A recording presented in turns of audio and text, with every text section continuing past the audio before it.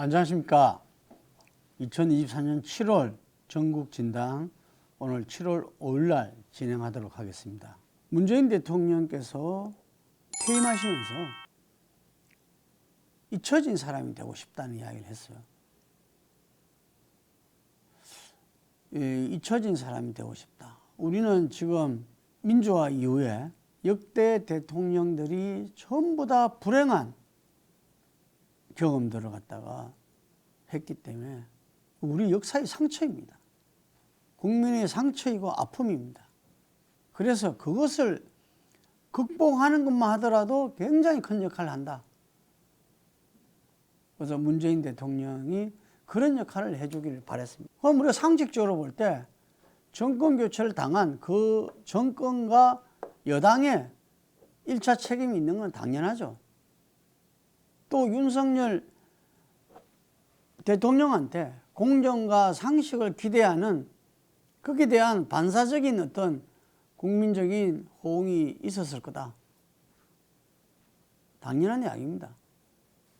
가장 1차적인 책임이라 할 수 있는 문재인 대통령의 문재인 정부와 당시 여당인 민주당에 대해서 그 당의 어떤 정치를 위해서 세력에 위해서가 아니라 우리나라의 민주주의의 어떤 지속적인 발전을 위해서라도 반드시 짚어져야 됐던 부분입니다.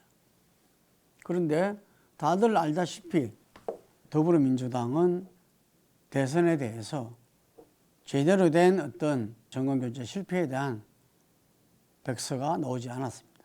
체계적으로 공식적인 어떤 진단과 대책이 나오지 않았습니다. 바로 이어서 지방선거가 있었기 때문에 정신없이 굴러갔다 다 이해할 수 있죠. 근데 지방선거 이후에라도 진행되어야 할 부분이 진행되지 않았습니다. 그래서 제가 혁신위에서 지금 이재명 당대표가 민주당이 다시 국민에게 사랑받고 싶다, 돌아가고 싶다 차원에서 하는 그 혁신위에서 김원경 혁신위에서 가장 먼저 해야 될 일이 바로 그 점이다. 대선과 연이은 지방선거의 패배, 지방선거도 대선의 패배에서 이어졌기 때문에 중요하게는 지난 대선의 패배의 그 원인을 제대로 분석해내고 짚어내야만이 그 대안을 만들어낼 수 있다는 거죠. 근데 그게 제대로 지금 이루어지지 않고 있습니다. 1차적으로 먼저 역사와 국민한테 해낼 사람은 저는 문재인 전 대통령이라 봅니다. 우리가 알다시피 소득주도 성장, 부동산 대책 등등에서 정말 국민의 이 마음을 제대로 반영하지 못한 것들이 많았습니다. 그 방향이 옳고 그르고를 떠나서 거기에 대해서 반대하고 거부하는 세력과 국민이 있다면 그걸 함께 어우리고 정책에 있어 가지고 ABC라 할 수 있는 어떤 새로운 정책과 방향이 나왔을 때는 그걸 갖다가 시범 실시와 많은 의견들을 그 과정에서 모아서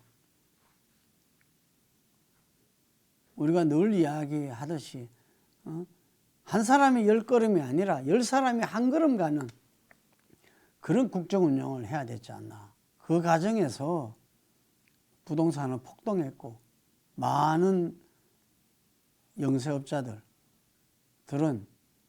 정말 어려운 생활을 하지 않을 수 없었고 그게 또 코로나 겹치면서 정말 온 국민은 경제적으로 그 어느 때보다도 힘든 시절을 겪었고 그리고 앞서 말한 추미애, 추윤 갈등의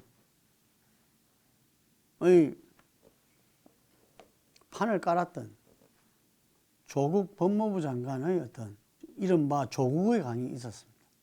저는 이런 것들이 쌓이고 쌓여가지고 정권 교체를 당할 수밖에 없었다고 봅니다.